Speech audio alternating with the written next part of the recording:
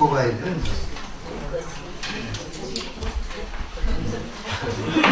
MT가 저 멤버십 트레이닝이라는 말이거든요. 근데 외국에서 쓰지 않는 말이라고요. 요즘에 저 우리가 이제 목고지라고 해가지고 목고지라고 해가지고 이제 이거는 그 수련회보다 약한 거고 같이 일을 하는 사람들이 가볍게 이제 단합대식으로 떠나오는 걸 목고지라고 그래요. 우리가 이제 멜번에 가는 거는 목고지 가는 거지 수련회나 성지순례 가는 게 아니에요. 우리가 이제 성지순례는 가면은 우리 그 매월 금요일 나가는 거 있죠? 네. 저희 가면 이렇게 그 음식도 준비해가지고 가서 이제 올리고 기도도 하고 그러는데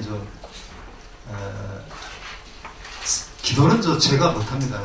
이제 스님들이 해야 되기 때문에 이제 가서 멜번에 가서는 스님이 가실지 안 가실지 모르겠습니다만은 못 가시게 되면 제가 주로 이제 월정사, 상원사, 오대산 거기에 대한 안내 말씀을 좀 해드리고 너무 기대하지 마시기 바랍니다. 비가 좀 오신다 그러는데 비가 와도 가긴 가야 되겠죠? 그리고 비가 와도 크게 뭐 지장은 없습니다. 그냥 우산수 걸으면 또 그런 데로 또 맛이 있어요. 그래서 우리가 따뜻한 때 가는 것도 그 맛이 있지만 우비 입고 우산 쓰고 가는 것도 맛이 있으니까 우리가 이제 지금 계획이 지금 월정사 가서 전나무 숲길도 걷고 그 다음에 월정사 구경 좀 하고 그 다음에 상원사까지만 다녀오려고 상원사 후에 정멸도공이 있는데 거기까지 시간이 허락이 될 것 같지 않습니다. 그러니까 다 갔다 다 보고 오면 또 다음에 안 갈 거잖아요. 그래서 정멸도공을 가려고 하고요. 네, 오늘은 우리가 지혜와 행복의 가르침인데 지난 시간도 그렇고 이번 시간도 그렇고 다음 시간도 그렇고 부처님의 생애 중에서 일화라고 그래. 일화라고 그럽니다. 일화라고 그래가지고 이 숨은 이야기 부처님의 일상적인 그런 숨은 이야기를 통해서 부처님의 인간의 모습을 보는 거죠. 그래서 우리가 역사에도 정사가 있고 야사가 있습니다. 정사가 있고 야사가 있는데 이 정사는 예를 들면 삼국사기에 실려 있는 그런 기록 정사라면은 삼국유사에 있는 얘기를 야사라고 볼 수 있죠. 근데 우리가 역사라는 걸 가만히 보시면요, 저는 역사 전공은 아닙니다만은 역사라는 게 결국은 한 시대가 끝나고 나면은 집권층, 지도자 기구에 있는 집권층에 의해서 편집된 것이 이제 역사입니다. 근데 오히려 야사가 정사보다 더 정확할 수가 있어요. 이건 바로 민간에 흘러다니는 얘기죠. 그래서 우리가 일화를 이렇게 많이 집어넣은 것은 부처님의 인간 됨됨이, 부처님을 올바르게 이해하기 위해서는 이러한 일화를 아는 것이 굉장히 중요하다 이렇게 생각을 해가지고 오늘은 일화 중심으로 되어 있고, 그 다음에 거기 유인문에 빠따짜라라고 하는 얘기된 유인문을 만들었는데, 이 빠따짜라에 대한 얘기는 맨 끝에 이름만 제시되고 그거에 대한 것은 구체적으로 얘기가 되어 있지 않아요. 그래서 이거는 쉬는 시간에 앞면만 한번 읽어보시면은 이런 인생도 있구나, 이런 인생을 부처님이 어떻게 제도하셨나 하는 것을 일단 공부하고 되겠습니다.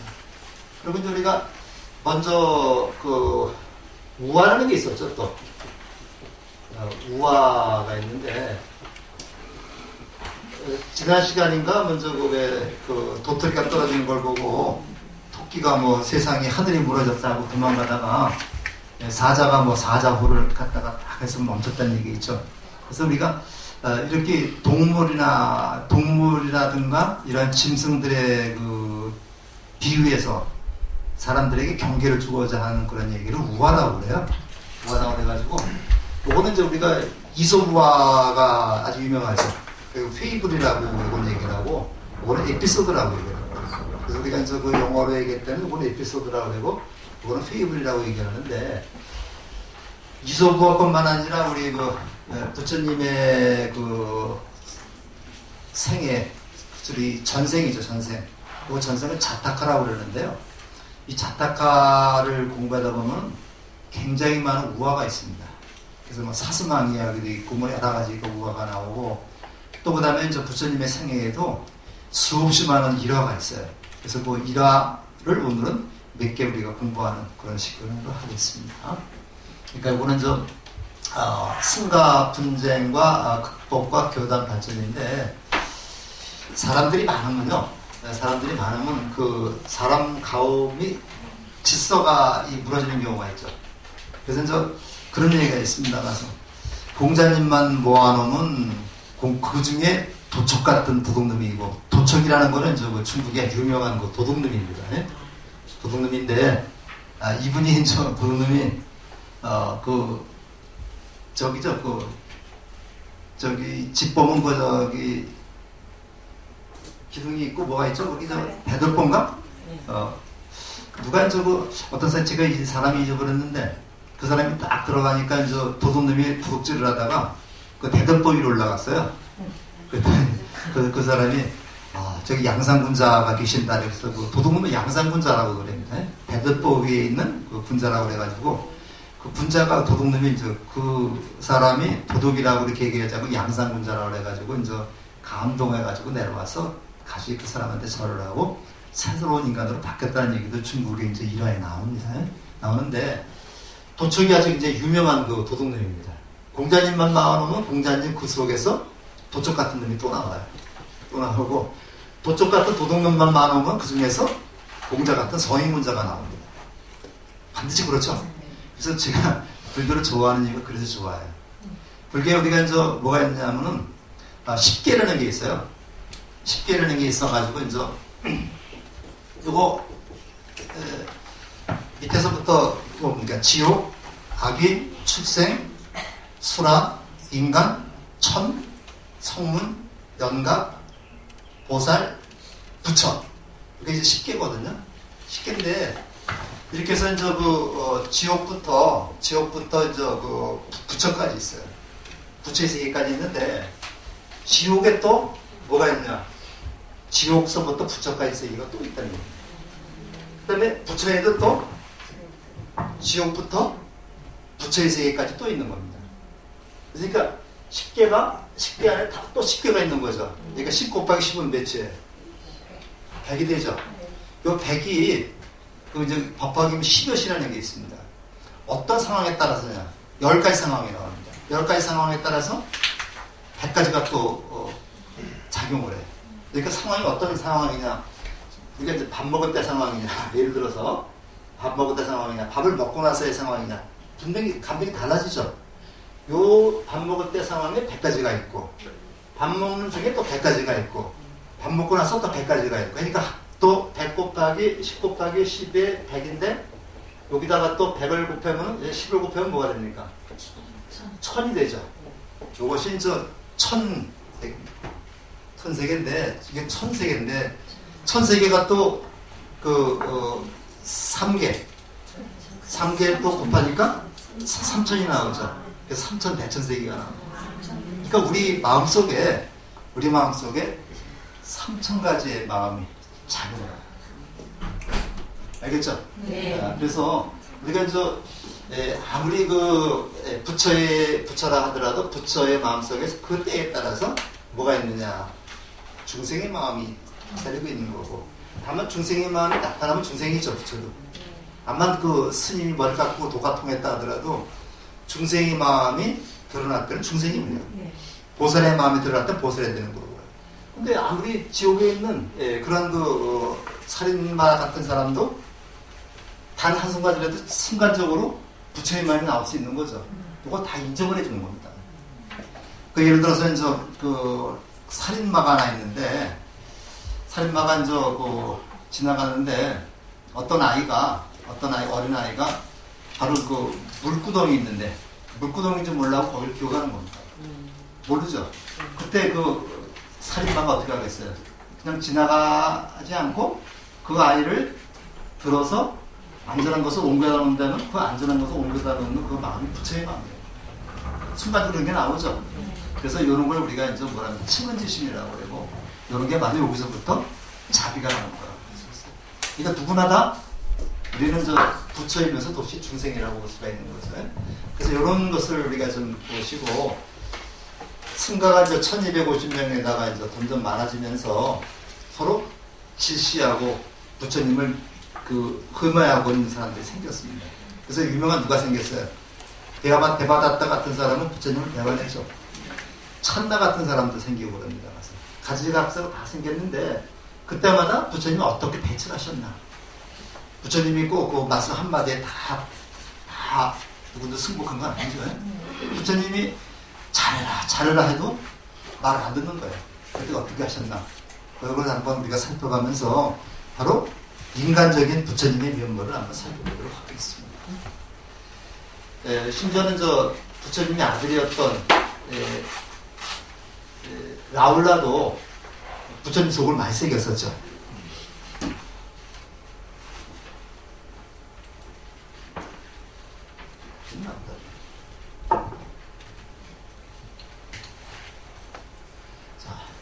우선 이제 찐짜라고 하는 거 얘기인데 이름들이 좀 이상하죠. 비보니 우바이의 불교 공자 확립되고 지효도시의 차례로 정사 이거 절들입니다. 더입대자 비구와 비구의 숫자도 급속도로 늘어났다. 지혜와 덕행을 배우기보다 명성을 탐하고 종족과 계급으로 우열하는 비구이 생겼다. 그러니까 이렇게 꼭 수행을 열심히 하는 사람이 있는 게 아니라 요거는 자기를 드러내기 위해서 과시하기 위해서 그렇게 하는 사람들이 있습니다. 혹시 우리가 살면서 나를 드러내기 위해서 과시하기 위해서 했던 행동들은 없었나 한번 우리가 살펴볼 수가 필요가 있죠. 자, 깨달음이 7년 부처님은 조용히 가사바를 들고 사라지셨다. 어디로 사라지셨느냐? 사라지셨습니다. 제자들의 나태함을 경책하기 위해서이다. 하늘나라 33천으로 올라간 33천이 요거는 도리천이라고 해요. 도리천인데 이 도리천에 누가 있어요? 마야 부인이 여기 계십니다. 네, 도리천으로 아마 올라가신 부처님은 지석천과 어머니 마야 부인 처녀들에게 석박하며 지나셨다. 근데 무기가 끝나는 무렵, 그러니까 무기가 끝난다는 얘기가 뭐니까 안구가 끝나는 무렵이죠. 안구가 끝나는 무렵 마하목갈라나가 도리천으로 가창했다. 마하목갈라나는 부처님 제자 중에서 어떤 제자예요?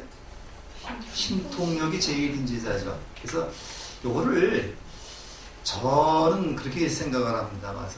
꼭 부처님이 하늘로 올라가셨다. 올라가실 수도 있죠. 올라가실 수도 있습니다. 올라가실 수도 있지만은 부처님이 하늘로 올라가시지 않더라도 하도 싸우는 분들이 보기 싫어서 딴 쪽으로 단들다가 아무한테 얘기하지 않았고 숨어 있었다. 이런 식으로 볼 수 있어요. 법화경에 이제 이런 얘기가 나옵니다. 가서 법화경에 7가지 비유가 이제 법화경에 법화치기라고 해가지고 7가지 비유가 나오는데 그 중에 하나 이제 아들들 비유가 나와요. 그래서 부처님이 딱 저기로 오니까 나갔다가 집에 돌아오니까 아들들이 전부 다 병이 들었어요. 병이 들어가지고 아들들한테 이제 아버지가 의사였습니다. 이제 부처님 전생의 얘기인데 아버지가 의사인데 병이 들어가지고 정신병이 드는 겁니다. 그래서 그 아들한테 거기에 맞게끔 약을 조제해가지고 먹으라 그랬어요. 먹으라 그랬는데 그 아들들이 그 약을 먹지 않는 거예요. 왜냐? 아버지가 있기 때문에. 의사이기 때문에 의사합니까? 아버지합니까? 약을 먹지 않습니다. 그러니까 이제 아버지가 도망을 가버려요. 도망을 가서 사람을 보내가지고 네 아버지가 죽었다. 이렇게 소문을 냅니다. 아들한테. 그러니까 아들들이 믿고 의지하던 아버지가 없으니까 어떻게 해야 돼요? 약을 먹죠. 약을 먹어가지고 이제 병을 고친다는 얘기가 나옵니다. 이런 비유가 나오거든요. 그래서 우리가 바로 부처님 법화경에 그런 거는 이런 것을 우리가 경전으로다가 이렇게 받는 것이 아닌가 그런 생각이 들어서 실질적으로 이제 부처님 같은 분이기 때문에 신통력이 있어가지고 하늘나라로 올라갈 수도 있어요. 불가능한 얘기는 아닙니다. 그렇지만 그거보다는 오히려 아무도 모르게 여러분들이 너희들이 좀 서로 지금 믿는 구석이 있으니까 싸우는 거거든요. 그러니까 이제 서로 알아서 하라고 깨달으려고 이제 한번 몸을 숨기지 않았나. 다만 마음 못 갈라나 안 한다나 몇 사람한테는 알렸겠죠. 그렇게 보는 게 좋지 않을까 생각해요. 우리가 그 구례에 가서 이제 애들이 어릴 때 이제 엄마만 자꾸 그러죠. 근데 엄마가 떨어져도 다 잘 살죠. 잘 사는데 이제 그 엄마만 더 찾는 그런 적이 있어요. 근데 엄마가 맨날 껴안고 있으면은 그 얘기는 엄마한테 의지해서 아무것도 못합니다. 과감하게 뛰어넘기로 되어 있는 거죠. 그래서 이제 간청했다. 다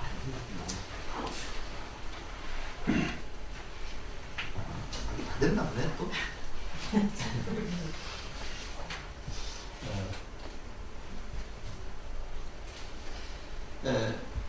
그래서 이제 모든 비구와 비구니들이 자신의 오만과 게으름을 뉘우치고 있습니다. 7.15 부처님은 상가사 성문 밖에 하강하셨고 지난날의 잘못을 참여하여 스스로 가다듬는 승가의 모습에 부처님의 전명성은 더욱 높아졌다. 부처님께서 하와티 기원선에서 돌아오셨을 때 젊고 아름다운 여인 찐자가 자주 모습을 보였다. 부처님과 제자들의 명예를 신축시키기 위해 외도들이 보낸 여인이었다. 3개월 뒤 설법하는 부처님 앞에 찐자가 나타났다. 이거 이제 그 자세히 되어 있습니다. 근데 그러니까 성지 순례를 하다 보면요, 사와띠 서위상에 가면 천불 화연탑이라는 게 있어요.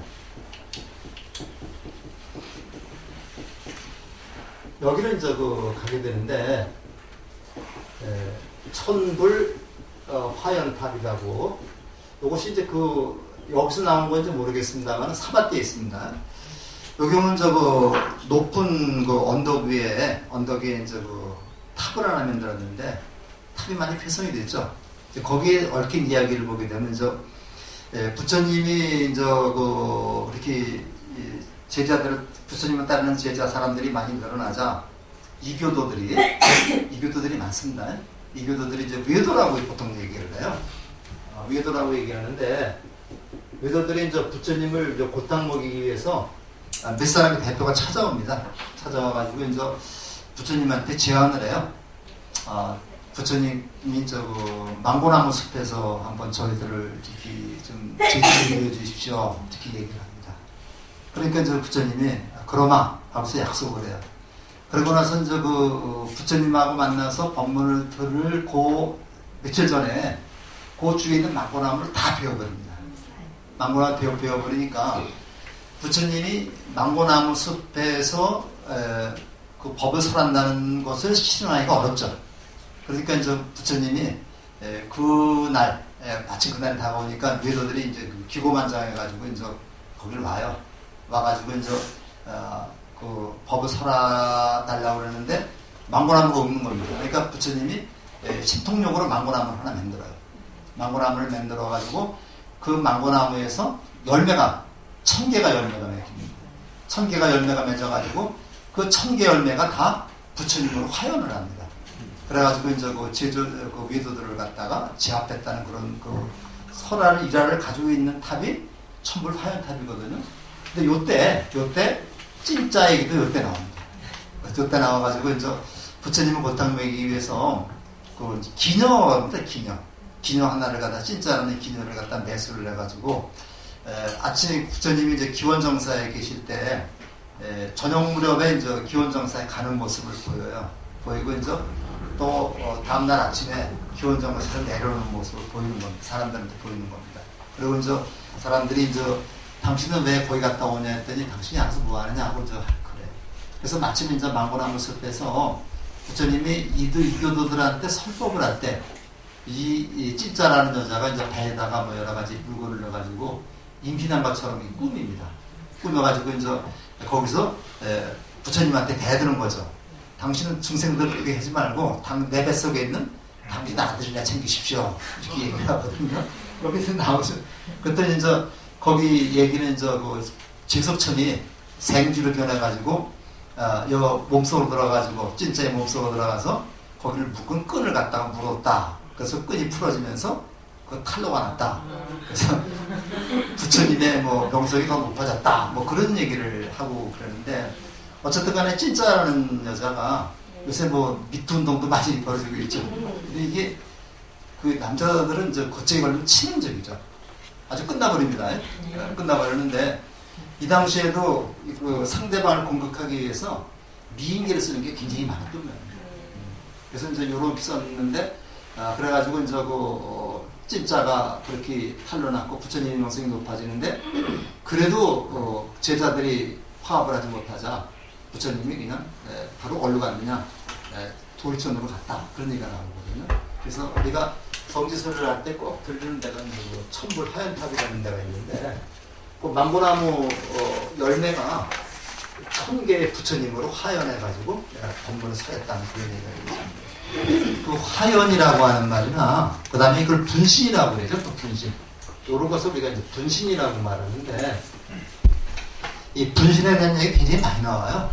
그래서 법화경에 특히 이제 이게 많이 나오는데 부처님이 내가 열심히 기도를 하면은 부처님이 몸이 아픈 사람한테는 의사 부처님으로 여러 가지 모습으로 나타나죠. 그리고 우리가 분신이라고 말합니다. 이런 것이 분신으로 나타나서 제도하는 걸 화연이라고 해요. 그리고 우리가 그렇게 우리가 생각을 해보면서 우리가 이제 이거를 한번 보면 되겠습니다. 부처님께서 사화띠의 기원정사로 돌아오셨을 때 젊고 아름다운 여인 찐짜가 잦은 모습을 보였다.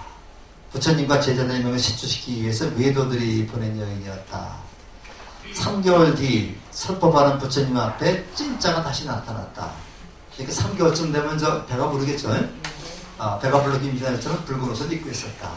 나는 삼은 곧다마의 아기를 가졌답니다. 이렇게 했는데 요게 탄로가 나게 되는 겁니다. 이런 거는 뭐 우리 역사에도 뭐 굉장히 많아요. 역사에도 굉장히 많아가지고 사람들을 갖다가 그냥 한 방에 가게 하는 게 이제 그 여자 관계, 남자 여자 관계, 또 돈 문제. 돈 문제보다도 요새 여자 문제가 더 심각하죠. 이렇게 해서 이게 저도 우리 나중에 아들만들이랑 회식하면 저들 여자 앞에 앉지 말라고. 그렇게 되는 경우가 많더라고요. 대학에서는. 제가 여기 한 4, 5년 됐을 겁니다. 그런데 여기 17사단이 여기 저기 17사단이 있죠? 사단부가 있는데 거기 사단장이 별들입니다. 별들인데 그 사람이 그 육사 보기 중에서 보기수에서 제일 먼저 선두주자였다고 그래요. 경기고등학교 나오고 육사 나왔으니까 대단한 사람이에요. 한번 같이 만나서 식사할 기회도 있었어요. 그래서 저희 애들은 군인이기 때문에 지혜 얘기도 하고 뭐 그랬는데 그분이 부자입니다. 부자가 돼가지고 여기저기 그 외곽도로 가다가 그 대공원 쪽 지나서 왼쪽으로 그 절이 하나 있어요. 이게 저기 절입니다. 가서 연주사라고 그래가지고 17사단 그 법당입니다. 엄청 커요. 근데 거기서 그거 굉장히 투자를 많이 했는데 어서 그 하사관, 여자 하사관이 하나 온 모양인데 여자 하사관이 굉장히 문제가 많은 여자였다는 거예요. 그러니까 면담을 상담을 그 사령관실에서 상담을 하다가 이게 잘해보라고 이제 가서 그 등어리를 한 마리 이렇게 좀 두드리면서 우리 잘해봅시다 그런 모양이에요. 근데 지금 저기라는 게 그 미투라는 게 여자가 수치감을 느끼면 뭐 된다고 해요. 그래서 이 여자가 고발을 해봅니다. 그래서 그 사단장이 그 사단장실에서 그냥 이거 차고 붙들려갔어요. 그래가지고 뭐 그 쌓아온 명예라든가 이게 다 이제 물거품들이 아마 전염했을 겁니다. 이런 경우가 부지수거든요. 그래서 우리가 특히 불자만 그런 건 아니겠지만은 이게 이게 서로를 시샘해서 그래서 제일 큰 나무는 바람을 많이 탄다 그랬죠. 그래서 항상 선두주자로 가게 되면 나중에 그 도태되기가 쉽습니다. 그래서 중간만 가는 게 제일 좋은데 그러다 보니까 사람들이 적당주의로 그런 아쉬운 부분이 좀 있었습니다. 여인여 그대의 말이 진실이 여인이라 어디 그대야만 알 것이다. 딴 사람 모르겠죠. 그때 어떤 동남아에 있던 끈이 풀어지면서 이때 좀 재밌게 하려고 이제 제석천이 개미적이 변해서 여기 들어가서 끈을 물어뜯었다 그런 얘기 나오는데 어쨌든 간에 여기 이제 이렇게 됐습니다. 오소염새도 그런 나무 그릇덩이 바탕에 떨어졌다. 사람들은 진짜에게 침을 뱉어 이 사건으로 외도는 더욱 비난받게 되었다. 이런 얘기가 있고요. 자, 우리가 한번 생각을 해보자면 7번째 한 건데 도리천에서 불법을 살했다. 승가의 분장을 경책하기 위해 도리천에 올라갔다. 요거 충분히 요거 좀 이해를 좀 해주시면 되겠습니다. 그 자식들이 재산 가지고 싸울 때는요, 너희들끼리 싸우라고 도망가면 되죠. 도망가서 이제 사실은 그때 그 재산을 사회에 환원시키거나 이렇게 하면 더 좋은데 그래도 뭘 하겠다고 또 그냥 자식 주겠다고 이렇게 하는데 재산 많이 가지고 있다가 자식들 싸움만 시키면 좋고 아무것도 없죠. 그러니까 이게 그렇습니다. 가서 저는 돈도 없지만 내가 있는 돈은 내가 쓰고 즐기자. 다 쓰고 가야 되는 거야. 다 쓰고 가고. 그래서 그래야지 이게 어느 재벌가처럼 그렇게 하면 안 되죠. 개망신이잖아요. 네. 그 다음에 부처님과 일단 질투가 심해졌다. 당연하겠죠, 이게. 네. 그 다음에 진짜 갈등 거짓말 했는데 됐다. 그럼 이게 지나가게 되면요 믿음이 더욱 높아지는 겁니다. 이렇게 하면서 이제 됐고요. 그 다음에 소나 얘기인데요. 이거 굉장히 많이 인용하는 겁니다. 가서 여기 다 있는데 그냥 이것만 가지고 하겠습니다. 열심히 정진해도 수행의 결과가 채되지 않자 소나 꼴리위사 비구는 마음 한구석에 해이가 되기 시작했다. 그의 마음을 한 부처님께서 직접 그를 찾아와 말씀하셨다. 소나가 악기를 검은 거를 갖다가 잘 탄다는 그런 말씀을 듣고서 이제 이게 바로 중도 실상을 다 얘기하는 겁니다. 이게 그대는 집에서 악기를 잘 연주했다지 악기를 연주할 때는 휘원을 너무 팽팽히 조이거나 느슨하게 하는 소리가 듣기 좋던가. 너무 조이거나 느슨하면 소리가 좋은 소리가 나지 않습니다. 진리의 길을 가는 것도 마찬가지다. 의욕이 지나쳐 너무 급하면 초조한 마음만 생기고 열심히 하려는 뜻이 없으면 탐안으로 흐른다. 그러니 극단적으로 생각하지 말고 항상 가운데 길로 걸어가야 된다. 이게 가운데 길이 바로 중도입니다. 중도. 이게 중도인데 양극단이죠. 극단에 머물지 말라는 얘기입니다. 극단에 머물지 말라 그래서 물론 이제 대성불교 쪽에 오면서 이 중도라고 하는 말이 이제 또 다른 의미로 더 이제 바뀌긴 했습니다만 중도라는 의미가 처음에는 이렇게부터 시작이 된 겁니다. 그러니까 우리가 그 악기를 연주할 때 줄넘과 팽팽하면 소리가 안 나죠. 무슨 소리도 안 납니다. 적당히. 이 적당이라는 말이 굉장히 어려워요. 적당이라는 말이 굉장히 적당이라는 말은 알맞게 하라는 얘기죠. 알맞게 하라는 얘기에 대해서 이걸 우리는 뭐라고 하면 양변, 그리고 이제 상견과 단견이라고 그래요. 상견과 단견을 갖지 않는 것. 그러니까 좋게 말하니까 상견과 단견입니다. 예를 들어서 이제 모든 것이 존재한다고 이렇게 긍정적으로 보는 게 이제 상견이라고 해요. 자, 이거 상견이라고 그러고, 모든 거를 부정적으로 보는 걸 단견이라고 합니다. 단견이라고 합니다. 그래서, 인생은 무상한가? 무상하지 않은가? 인생이 무상하다고만 보게 되면 이건 단견이 됩니다. 근데 인간은 무상하지 않다. 인간은 인생이라는 것이 즐거움이 있다라고 보면 이것은 상견이 됩니다. 근데 이렇게 보는 거나 이렇게 보는 거는 한쪽에 치우쳐서 보는 거죠. 이걸 우리는 편견이라고 해요. 한쪽에 치우쳐서 보는 이러한 견해를 우리는 편견이라고 해요.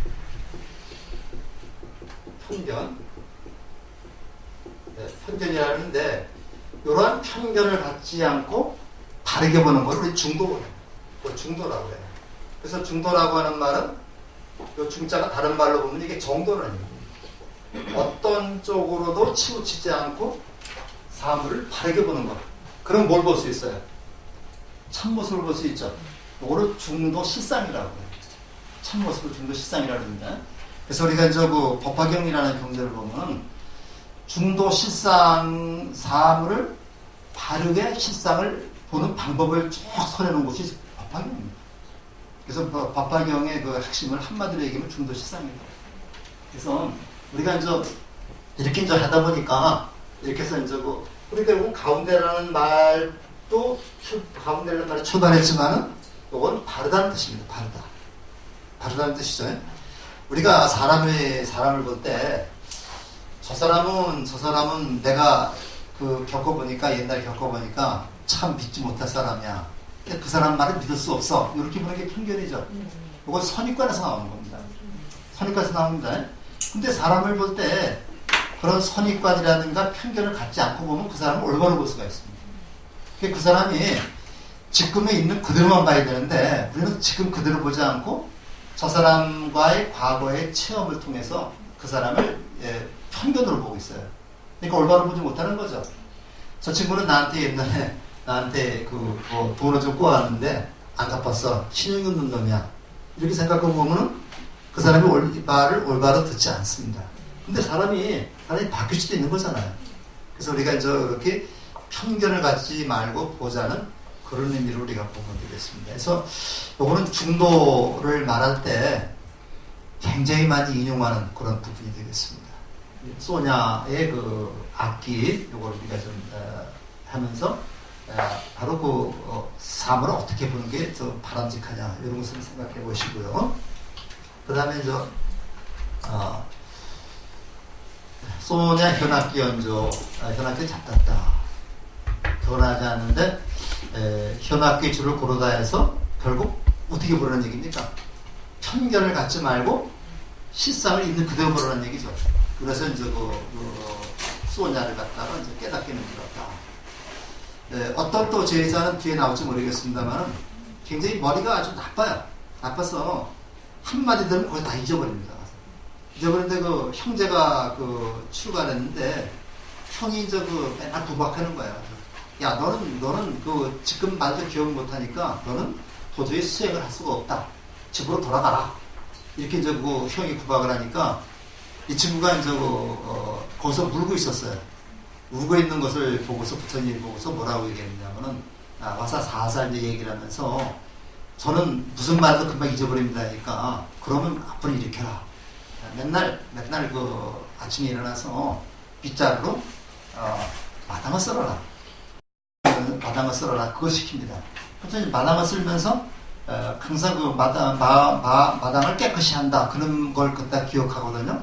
그러니까 마당을 쓸면서 먼지가 없어지고 깨끗해지는 걸 보면서 요거를 더 이제 확장을 시켜나가는 겁니다. 그래서 결국 마당을 쓰는 것은 내 마음속에 있는 번뇌망상을 없애기 위한 것이다. 이렇게 깨달아가지고 나중에 아랑이 된다는 얘기가 나와요. 그러니까 사람이 무식하거나 유식하거나 그게 문제가 아니라 근기에 따라서 그 사람이 근기에 따라서 어떻게 그 사람을 지도하느냐가 문제가 되는 거죠. 그래서 초등학생들한테 초등학생에 맞는 그런 눈높이에서 지도를 해야 되는 거고 대학생은 대학생의 눈높이에 맞는 지도를 해야 됩니다. 초등학생한테 어려운 얘기하면 다 듣겠어요? 그래서 우리가 부처님은 바로 그런 설법을 대기설법이라고 그래요. 부처의 경전이 84,000 경전이라고 하고 계속 같은 내용 경전이 많습니다. 그래서 우리가 아함경이나 일가를 봐도 같은 내용을 이렇게도 말하고 저렇게도 말하는 게 굉장히 많거든요. 그건 무슨 얘기냐면 부처님이 제자를 다할 때 그 근기에 맞게끔 설명한 것이지 부처님의 얘기가 다른 건 아닙니다. 똑같은 얘기를 하되 어떤 사람은 직접적으로 얘기를 하고 어떤 사람은 우회적으로 얘기를 하고 이렇게 얘기를 하는 거죠. 이런 거 볼 때 이제 우리 부처님은 굉장히 위대한 교육자였다. 이렇게 결론을 낼 수가 있습니다. 그 다음에 이제 또 이런 얘기도 또 있어요. 8년에 부처님께서 그러니까 35년 더하기 살니까 43살 됐을 때 얘기죠. 베사칼라 동산에 계실 때였다. 성화 들어섰을 때 부처님도 계속 걸식하는 겁니다. 다정한 노부부가 부처님께 아들이라고 부르며 달려갔다. 전생에 그분들은 500생 동안 부처님의 부모님이었다. 그러니까 그 전생의 부모로 또 만나게 됩니다. 그날 이후 노부부는 매일 베사깔라 동산을 찾아와서 길을 청소하고 물을 길어 자리를 정리했다. 그러던 노부부가 며칠 만에 동산에 찾아왔다. 그래서 이제 부처님한테 이제 묻는 겁니다. 가서. 그러니까 부처님도 뭐 기억을 하겠지만은 과거생의 부모님이었던 분들이 이제 그 부처님을 기억을 했던 겁니다. 근데 이런 일이 뭐 가능하리라 한다고 그래요. 가능하다고 그래서 우리는 뭐 전생을 그 모르고 있습니다만은 이렇게 수행을 하면은 저 과거, 현재, 미래를 아는 그러한 그 신통력이 있다 그래서 과거를 아는 그 신통력을 숙명통이라고 그래요. 숙명통이라고 그러고 미래 아는 것을 천안통이라고 얘기를 합니다. 그래서 이제 우리가 그 어느 정도 수행을 하게 되면 그 길바닥에다 이제 좌판 깔아놓고 이제 전부 받을 수가 있습니다. 그런데 실제로 그렇게 해서 돈 벌었던 제자들이 꽤 있었다고 그래요. 그러니까 이제 그 부처님이 그런 제자들 호되게 야단을 칩니다. 신통력을 함부로 발휘하는 게 아니다. 왜냐하면 신통력을 발휘해서 거기서 만족한다면 더 이상의 수행을 못하게 되는 거죠. 그래서 이걸 굉장히 그거 했는데 요즘에 이제 우리 그 절에 가서 이제 우리 기복적인 그러한 그 절에 가면서 뭐 사주를 본다거나 뭐 이렇게 있는데 그게 그렇게 좀 자세한지 모르겠습니다. 저는 우리 스님도 계시지만 저 가서 날짜 잡는 거 전부 다 한 번 다 물어본 적이 없어요. 그래서 그 애들 그냥 좋은 날 토요일 같으면 토요일 날 보통 그 주로 좋은 날 그 날 잡아오면 그렇게 그 그냥 결혼 날짜 잡아주고 그 손자 이름도 내가 다 줬습니다. 뭐 내가 손자인데 내가 줬지 뭐. 근데 조금 신경을 좀 쓰이더라고요. 그래서 이제 책 갖다 사다 놓고 이제 했는데 나도 이제 몇 사람한테 이름도 지어줬습니다. 이거 부르기 좋고 뜻 좋고 그다음에 이렇게 하면 되는 거잖아요. 또 남자들은 한자만 지면 되죠. 그렇게 해서 이제 했는데 뭐 아직은 뭐 잘 살고 있더라고요. 근데 이제 이게 너무 이제 그런데 의지하게 되면요. 그런 의지하는 게 이게 병이 됩니다. 그리고 자기보다 자기 일은 자기가 제일 잘하죠. 남이 모릅니다. 내일은 내가 제일 잘하는 건데 저도 이제 그 전에 이제 우리 이제 학병들 면담을 하게 되면은 와서 혼자 다 얘기를 해요. 혼자 다 얘기를 하고 대책까지 다 얘기를 하고 들어주는 거로 면담이 되는 거예요. 더 이상 내가 할 말이 없어요. 그래서 가장 그 좋은 면담은 상대방의 말을 들어주는 거다. 그렇게 얘기를 하는데 너 먼저 가서 뭐 우리가 앞으로 어떻게 되겠습니까? 이런 거 가지고는 그거 다 알면 재미가 없죠? 되게 재미없습니다. 내가 몇 년, 며칠이나 죽을 거다 생각하면 그 사람 못 살아요. 모르는 게 좀 약이죠. 제가 늙과 병들의 길에 가서 나 그렇지 않은데 이렇게 아프고 서글프고 들어올 때 어떻게 수행하게 됩니까? 이게 나이 먹다 보면 이제 이렇게 되는 거 아닙니까? 이제 기계도 이제 서서히 이제 무너져 가는 거고 그때 이제 몸이나 무너지고 아프기만 하리라. 몸은 아프지만 마음은 아프지 말자. 이렇게 이제 부처님이 말씀을 하셨습니다. 그러니까 내가 이제 나이가 뭐 80이 돼 90이 돼서 몸이 아픈 건 자연스럽게 받아들이는데 나이는 숫자에 불과해. 나는 몸은 지금 80이지만 마음은 50이야. 이걸 깍동맞은 생각하면 몸과 마음이 서로 불균형이 일어나죠. 그래서 괴로움이 나거든요. 그래서 나는 그 나이는 숫자에 불과하다는 사람 보면 나는 진짜 그 불쌍한 거예요. 나이는 숫자에 불과한 게 아니라 그 숫자만큼 원숙해가는 거죠. 원숙해가는 거다. 그래서 심지어 어떤 사람은 너는 젊어봤냐? 너는 늙어봤냐? 나는 젊어봤다야 하면서 애들하고 싸우는 사람이 있다고 그러는데 애들한테는 뭐 그건 저종이 되죠. 그래서 이제 예를 들어서 이제 요즘에 그 사는 얘기라든가 뭐 나도 이제 우리 아들하고 이제 정치 얘기할 때가 있는데 난 다 들어줍니다. 내가 정치 알아봐 얼마나 알겠어요. 그래서 이제 하는데 다 들어주면서 애들 칭찬만 하는 거 인색하지 않으면 집안이 편안합니다. 근데 이제 애들을 그래서 꺾어 누르려고 이렇게 하다 보면 갈등이 일어나거든요.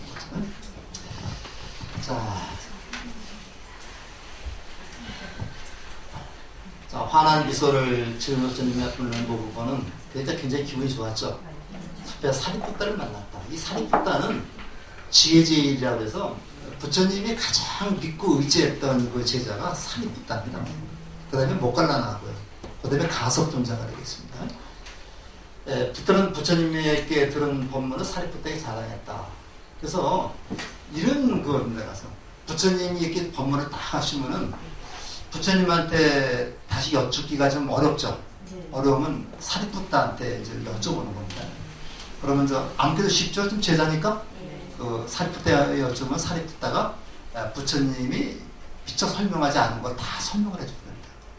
우리도 이렇게 공부를 하다가 스님한테 이렇게 여쭙기 어려운 거는 다른 분한테 이렇게 여쭤보면 더 쉽게 그 사람 아는 데까지는 설명할 수가 있는 거잖아요.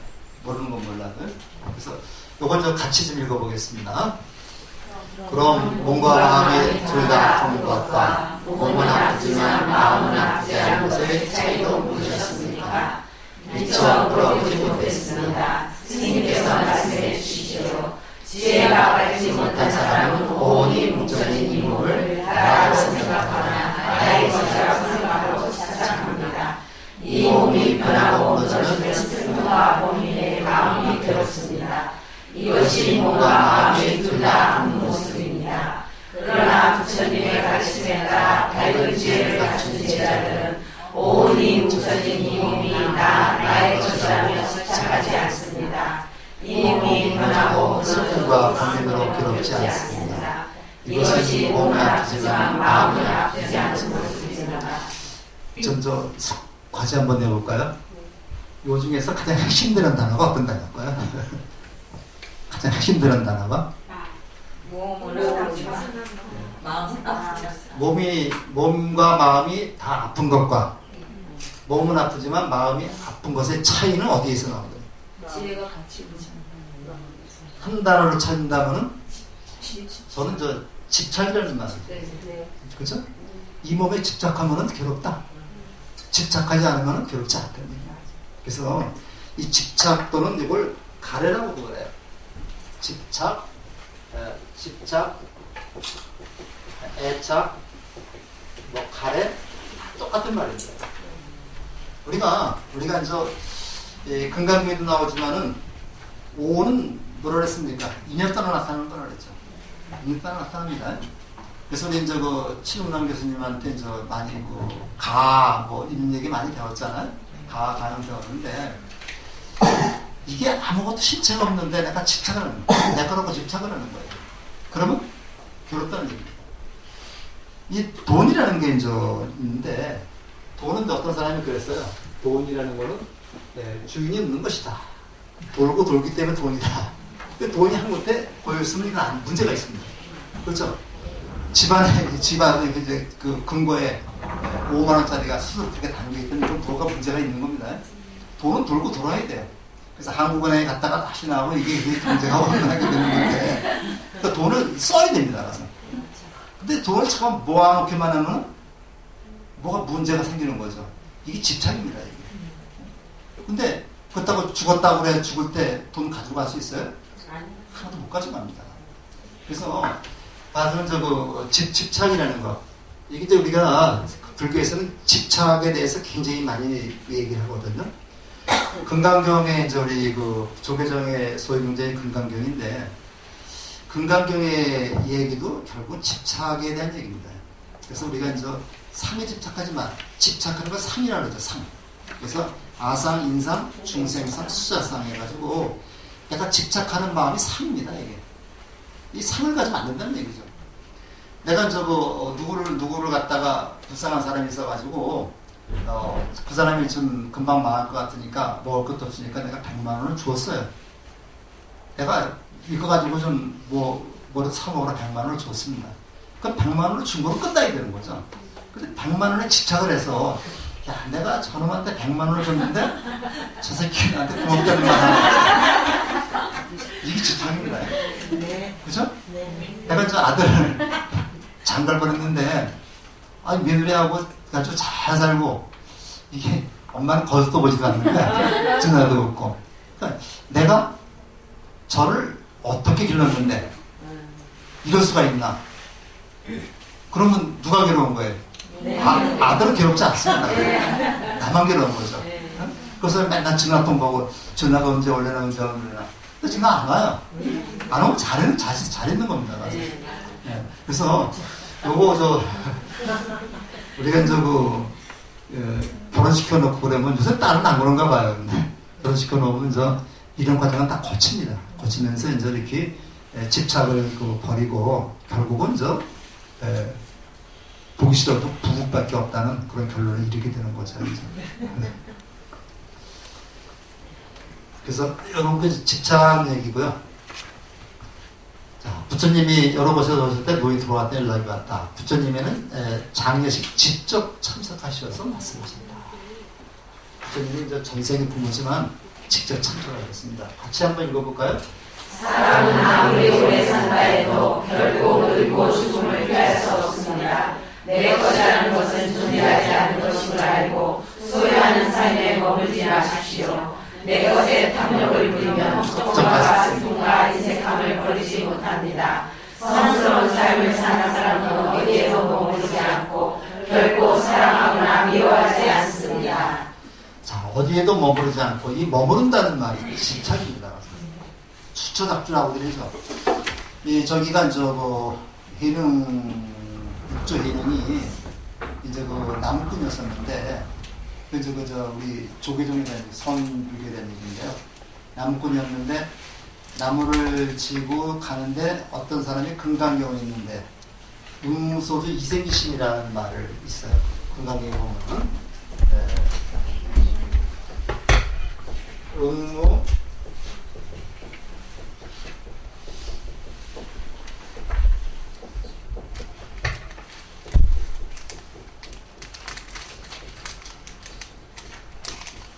응무소주 이생기심입니다. 응무소주 이생기심이라고. 그래서 요 말이 굉장히 유명한 말입니다.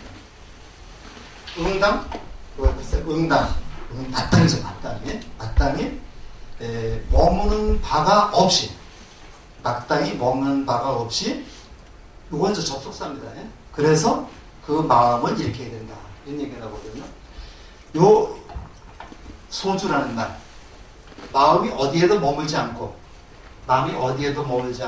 이게 바로 뭐냐면 집착이라는 얘기죠. 마음이 머무는 게 집착입니다. 그러니까 어디에도 집착하지 않고 바로 깨닫겠다는, 부처가 되겠다는 그런 마음이 이렇게 해야 된다. 행복하겠다는 마음이 이렇게 해야 된다는 얘기입니다. 내가 이제 부처가 되겠다는 마음을 가지고 수행을 하면 부처가 못 된다 그래요.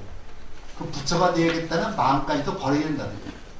그래서 우리가 이제 이런 말씀을 통해 볼 적에도 우리가 살면서 이 집착 때문에 내 것으로 만들려고 하는 것, 집착 때문에 뭐가 생겨요? 탐심이 생기는 거죠. 우리가 이제 내 것으로 요건 어떤 물건이 있을 때 요거를 내 것으로 만들어야 되겠다. 이렇게 탐욕입니다. 탐욕이죠. 탐욕인데 탐욕은 어디서부터 생기는 거예요? 우리가 어리석기 때문에 생기는 거죠. 어리석기 때문에 탐욕이 생기는 거고, 탐욕이 생기는데 이것이 내 뜻대로 되지 않아요. 나는 더 많이 갖고 싶은데 있는 건 조금밖에 안 되는 거예요. 그러니까 화가 나는 거죠. 이게 진입니다. 그래서 더 많이 갖고 싶은데 더 많이 갖지 못하기 때문에 화가 나는 겁니다. 이게 탐진이죠. 이것은 뭐로 생기냐? 어리석음에서 생긴다. 그래서 탐진치를 삼독이라고 말합니다. 우리 마음을 병들게 하는 세 가지 독소가 바로 탐진치인데, 이것이 그 근원적인 것이 어디서 생기느냐? 집착에서부터 생긴다. 집착에서 생긴다. 그러니까 내가 집착을 버리면 내게 내 거고 내게 내 거죠. 그렇습니다. 확실히 그렇습니다. 내가 집착을 갖지 않으면요, 내 것도 내 거고 내 것도 내 거고 상대방도 마찬가지이기 때문에 싸움이 일어나지가 않아요. 네, 그래서 이제 나보다 우리라고 하는 그러한 속에 이걸 묶어두게 됩니다. 자, 하고서 이 부처님까지 갔고요.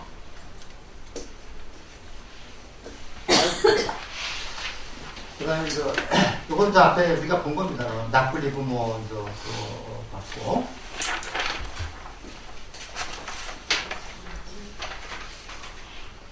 꼬산비 분쟁인데 요건 간단하게 넘어가겠습니다. 부전됐으니까 이게 참 큰 분쟁이 일어났다. 승가에 큰 분쟁이 일어났다 해서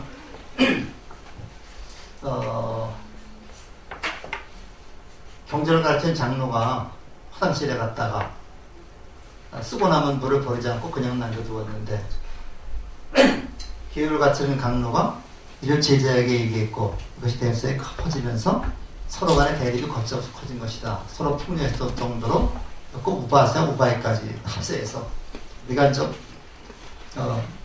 요거는 경전을 가르치는 장로는 법을 전하는 법을 가르치는 그 스님이고요.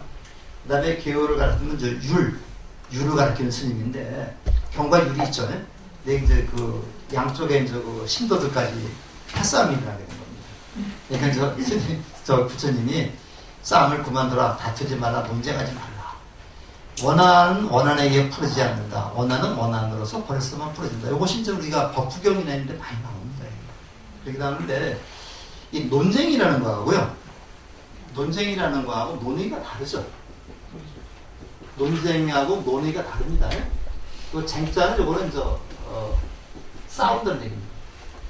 그래서 우리가 서로 토론을 할 때 내 고집을 부려가지고 상대방을 내 주장에 동조하도록 이끄는 걸 우리가 논쟁이라고 해요. 논쟁이라고 하고 논의라고 하는 거는요. 논의라고 하는 거는 내 주장을 천명을 해서 각자의 주장을 천명을 해가지고 그 중에서 가장 좋은 주장을 골라내는 게 논의입니다. 근데 우리가 이제 회의할 때 사실 논의가 돼야 되거든요. 논의가 되는데 이게 논쟁이 돼버려요.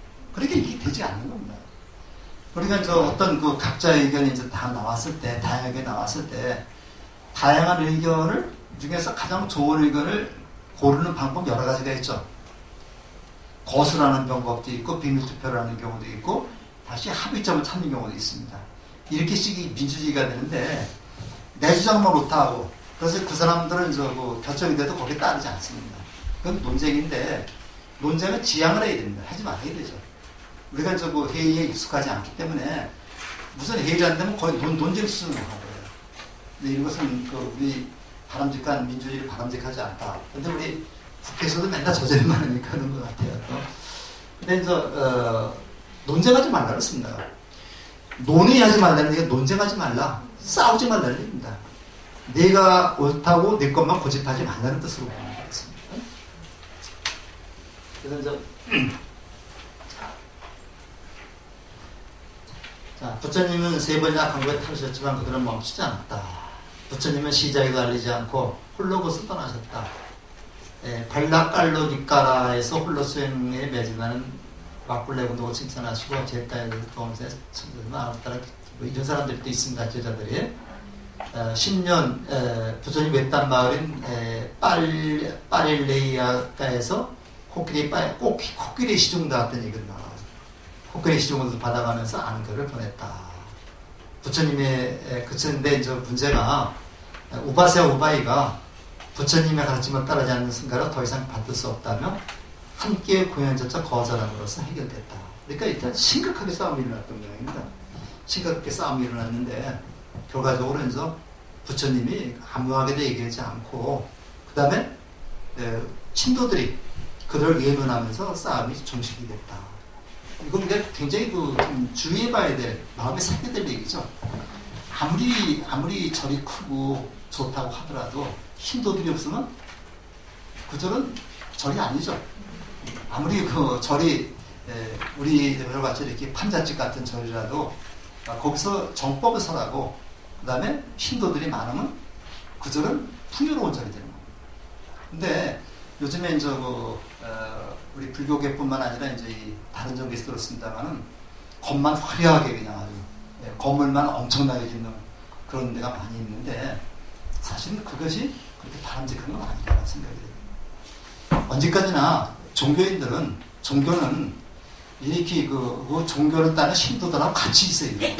같이 있어야지 신도들이 이제 그 절이나 교회 갔을 때 어떤 위압감을 갖는다거나 스님이나 목사나 신부님 만나기가 하늘의 별 따기보다 어려웠다거나 이러면 안 되는 거죠. 항상 이제 우리가 이제 언제 아무 때라도 우리가 필요할 때 스님을 만나서 좋은 말씀도 듣고 상담도 하고, 상담도 이제 우리가 기복적인 상담 말고요. 우리가 어떻게 살아야 될까? 그런 상담을 하고, 이런 것이 또 이제 우리가 풍요로운 삶을 영위하는 것이 아닌가 생각을 하면서 조금 쉬었다가 15분에 하겠습니다. 그래서 이제 얘기가 됐는데, 그대들이 어질고 지혜로운 동반자 성숙한 모습을 보면 극복할 수 있을 것이다. 그러나 어질고 지혜로운 동반자 성숙한 멋을 얻지 못하고 차라리 혼자 살아라. 이 얘기는 많이 나옵니다. 특히 수다니 바타 보면 저 콧불의 뿔처럼 혼자 살아라는 얘기 나오는데, 동반자는 이거 우리가 이제 같은 도반, 우리가 이제 선우라고 그랬죠. 선우. 우리가 이제 선우라고 그러고, 이거를 이제 우리 건강엔 선남자 선여인이라고 해요. 그래서 이제 선남자 선여인 이렇게 얘기를 하고, 요거를 우리가 이제 선남 선녀라고 말합니다. 선남 선녀라고 해가지고, 우리가 보통 그 선남 선녀하면 이제 그냥 이 세상에 있는 모든 남자 여자를 뜻하는 말인데, 불교에서 나온 말이죠. 선남 선녀. 그래서 그 선남 선녀를 우리가 이제 다른 말로 바꾸면 이게 선우입니다. 이게 선우고, 이게 바로 도반이라고 볼 수 있어요. 그래서 우리가 이제 우리 도반들은 우리를 다 이롭게 해주는 그러한 그 분들이라고 보면 되겠습니다. 이런 도반이 없다면 차라리 혼자 가는 게 더 낫다. 혼자 쓰는 게 낫다. 그러니까 우리가 이제 이 반대되는 말은 아부라고 얘기를 하거든요. 아부라고 하는 말은 나를 잘못된 죽음의 길로 끌고 가는 친구가 아부고, 그 다음에 나를 올바른 길로, 죽음의 길에서 벗어나서 올바른 길로 가도록 이끌어주는 친구가 이제 선우가 됩니다. 그래서 이제 우리 친구들의 그 같이 도반들의 중요성을 이렇게 말한 것이라고 볼 수가 있겠고요. 자, 그리고 이제 꼬산비 분쟁에서 이제 계율을 가리키는 장르의 그룹하고 경제를 가리키는 장르의 그룹으로 나눠졌는데, 그룹이라고 좀 이상하게 써놨죠? 이제 그룹이라고 써야 되는데 이제 이상하게 써놨습니다. 빨레이와 이중 갔다가 됐다. 이것이 이제 유화가 된 거고, 소리에 놀라지 않는 사자같이, 그물에 걸리지 않는 바람같이, 물같이 내게 묻지 않는 연꽃같이, 코뿔소의 뿔처럼 혼자 살아요. 이게 아마 수타니 파타라고 하는, 이게 이제 수타니 파타라는 그 책인데요. 여기에 나오는 그 이제 개성이 되겠습니다. 그래서 그 소리에 놀라지 않는 사자나 그물에 걸리지 않는 바람이나 물같이 내게 하지 연꽃은 전부 다 뭡니까? 집착에서 벗어난, 집착에 얽매이지 않는 그런 존재들이죠. 그래서 우리가 이제 불교 공부를 하면서 가장 우리가 그 머리에 가지고 있는 것이 집착하지 말아야 되겠다. 집착하지 않는 것은 바로 상을 내지 않는 것이다. 내가 어려운 사람을 친구를 도와줬으면 도와준 거를 끝내야지, 전화가 안 온다고 고맙다고 말하지 않는다고 죽일 놈 살릴 놈 안 된다는 얘기죠. 헐꺼먹는 얘기가 됩니다. 근데 이제 우리가 알게 모르게 그렇게 많이 해요. 그렇게 많이 하면서 이제 내가 저를 위해서 이렇게 참 어려운 일을 했는데 저는 고맙다는 말 하나도 없다. 또 고맙다는 말 하나 안 하나? 내가 그들과 가장 그 마음속으로만 간직하는 것도 사실은 좋지 않지만 그런 거 신경 쓰지 말는 얘기죠. 그 다음에 이제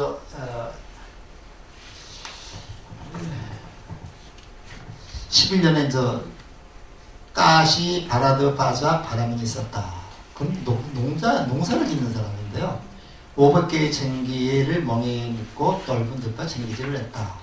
파종한다거나 하늘 제사를 지내고 마하스라는 부처님을 보았다. 그러니까 이제 이 사람이 이렇게 노래를 부릅니다. 사모니여, 나는 밭을 갈고 씨를 뿌립니다. 그래도 밭을 가고 씨를 뿌린 뒤에 드십시오. 그러니까 이 사람이 보기엔 우리는 죽으라고 열심히 일을 하는데, 부처님의 제자들은 일도 하나도 하지 않는 거예요. 하지 않고 밥그릇만 가지고 다니면서 빌어먹는 겁니다. 그러니까 이제 바라드 바자가 이제 좀 싫었던 거죠. 그러니까 이제 부처님한테 나는 밭을 갈고 씨를 뿌리는데 당신은 왜 일도 안 하고 밥만 먹으러 왔느냐 이렇게 얘기한 겁니다. 비꼰 거죠. 그러니까 바람은요 저도 밭을 갈고 씨를 뿌립니다. 밭을 갈고 씨를 뿌린 다음에 먹습니다. 그래서 바라드 바자하고 부처님이 이렇게 개송으로 한 얘기가 나오는데 요거는 굉장히 좀 우리가 좀 신경을 써서 우리가 조금 들어야 됩니다. 요거 한번 같이 읽어볼까요? 부처님 말씀 믿음은 씨야 강간을 지키는 단비 지혜는 나의 명예와 쟁기 부끄러움은 쟁기자루 삼례는 끈 정령은 나의 쟁기달과 로이막대 몸가짐을 삼가고 말을 삼가고 알맞은 양으로 음식을 절제하며 진실함으로 잡초를 제거하는 낯을 삼고 온화함으로 멍에를 내놓습니다. 속박에서 평으로 이끄는 정진 그것이 내게는 짐을 짓는 장소 슬픔이 없는 열반에 도달하고 가서는 두 번 다시 돌아오지 않습니다. 이와 같이 밭을 갈아 불사의 열매를 거두고 이와 같이 밭을 갈아 모든 고통에서 해탈합니다. 이게 우리 수단이 봤다라고 이게 좀 오래된 책입니다. 이게 법정 스님이 번역한 책인데 이게 나와요.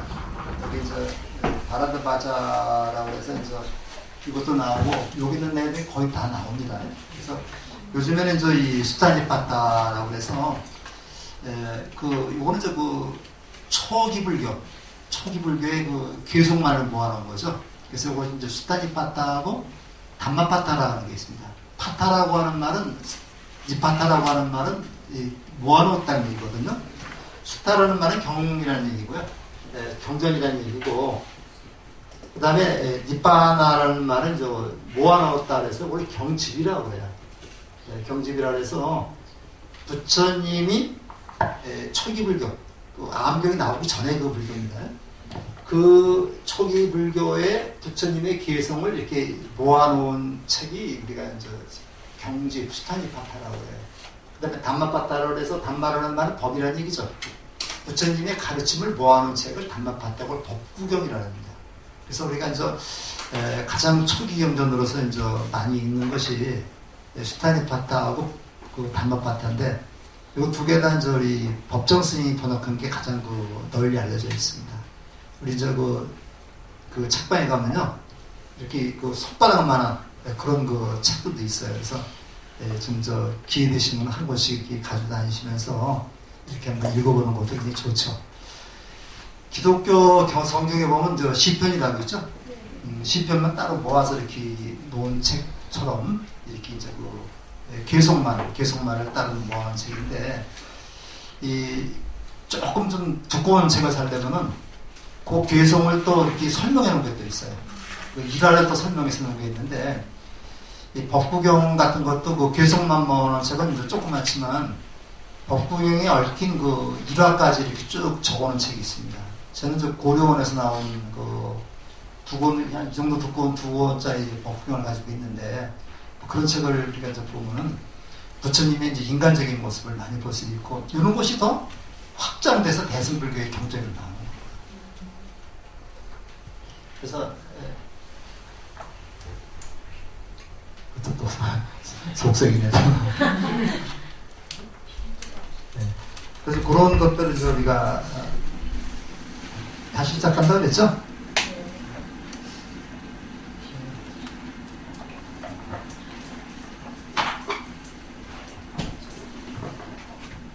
교재 잠깐 볼까요?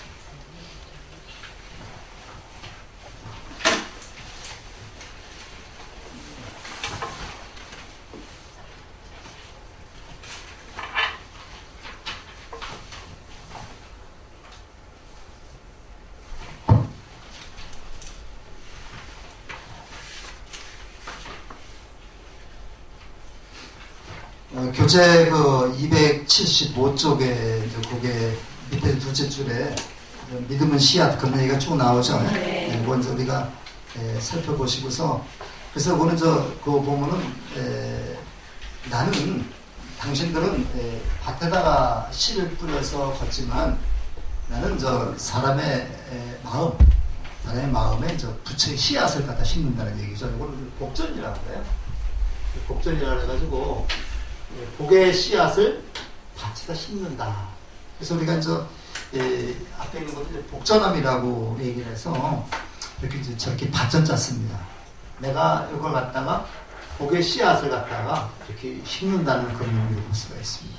그래서 우리가 복전함을 통해서 우리가 복의 씨앗을 심듯이 나는 사람들에게 부처가 될 수 있는 그러한 방법을 갖다가 가르치고 있다. 그렇기 때문에 나도 경작하는 거나 마찬가지다. 이런 얘기를 하고 있는 겁니다. 그 다음에 또 보시면요. 업데이트를 안 시켰더니 그냥 계속 업데이트 지가 하겠다고 이렇게 그러네요. 그 다음에 또 보면은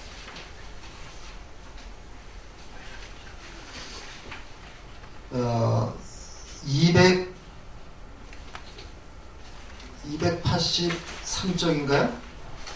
소치는 다니아가 나오죠. 모두 똑같은 얘기입니다. 가서 소치는 다니아가 나와가지고 마이강변에서 많은 소를 방목해 키우는 다니아라는 사람이 있었다. 위대하 왕국의 도시 담마꼰다에 부유한 그는 아주 그냥 아무 걱정이 없는 겁니다. 그래서 걱정이 없어가지고 거기 295쪽에 보면요. 이미 밥도 짓고 우유도 짜놓고 나는 마이강변에서 가족과 함께 지냅니다.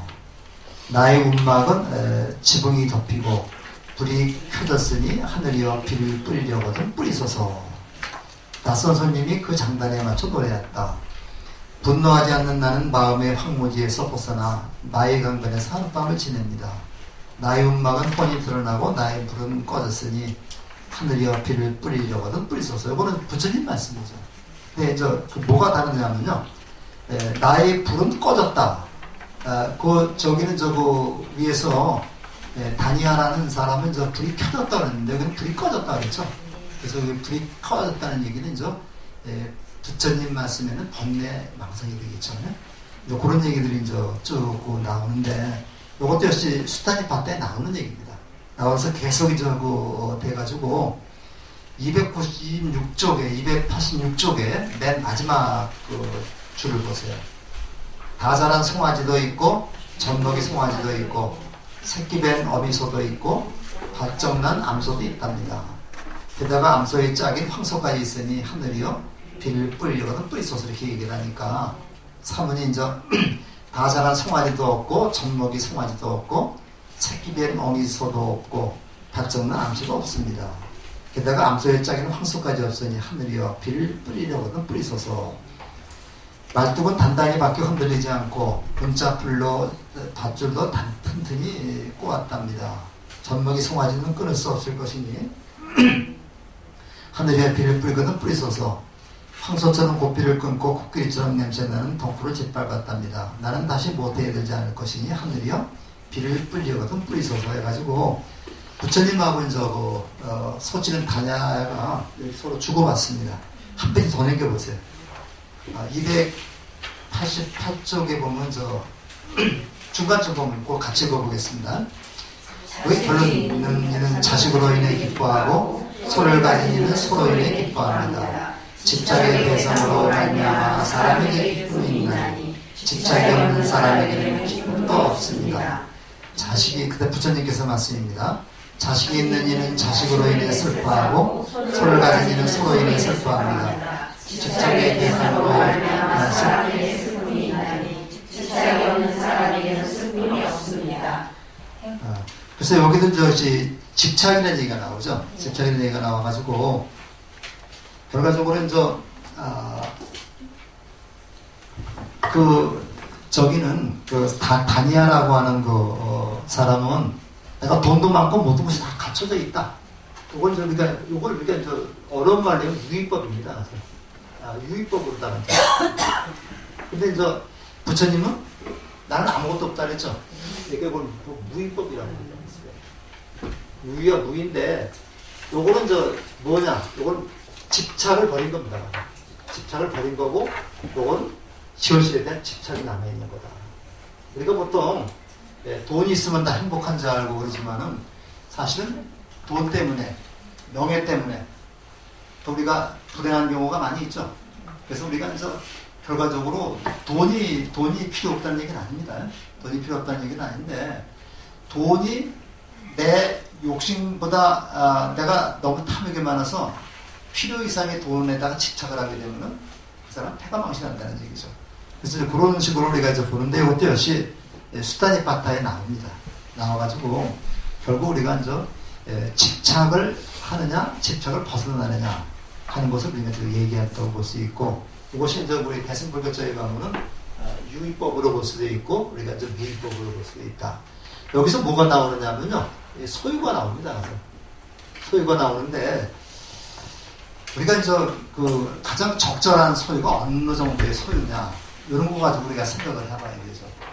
우리가 소유 문제가 나올 때는 그 법정 스님의 그 무소유라는 책을 많이 인용을 하는데, 난초를 하나 얻었는데, 그 난초 때문에 그 바깥에 놓고 왔더니 난초 때문에 마음이 편치 않았다. 그 난초를 다른 사람이 주워버리니까 그런 걱정이 없었다. 이게 무소유의 그 개념이죠. 그 나오는데, 이 경전에 보면요, 경전에 보면 특히 돈을 어떻게 우리가 갖느냐 하느냐에 대해서 그 얘기가 많이 나와요. 그래서 요즘에 그 소유라고 하는 그런 책이 나왔습니다. 밝은 사람 청소라고 하는 데서 나오는 책인데, 우주쌤이 12번째 나온 건데, 그 주제가 소유입니다. 불교에서 소유라는 것이 진짜 필요한, 서불교에서 스님들이 소유가 필요한가, 소유가 필요하지 않은가 하는 문제가 나오는데, 결론은 그렇습니다. 결론은 지나치게 욕심부리는 건 바람직하지 않다. 내가 쓸 만큼만 소유하는 것이지, 지나치게 내가 감당할 수 없을 만큼 그런 소유하는 건 바람직하지 않다는 그런 얘기를 다 결론을 내고 있습니다. 그래서 우리가 이제 소유라고 하는 그런 건데, 돈이라는 거는 내가 쓸 만큼만 있으면 되는 거죠. 쓸 만큼만 있으면 되는데, 사람들이 자기 분수에 넘치게 욕심 부리다 보니까 그것이 마음대로 안 되니까 화가 나고, 이런 것이 다 이제 탐진치다. 그래서 이제 이 소유 문제하고 이게 많이 나오는데, 사실은 옛날 초기 불교에서는 스님들한테 삼의일발이라고 했어요. 그러니까 옷세벌하고 이제 밥그릇 하나면 됐거든요. 근데 지금은 시대가 달라졌기 때문에 스님들 돈이 필요하죠? 돈이 필요하죠? 어디 가려면 차 타고 다녀야 되잖아요.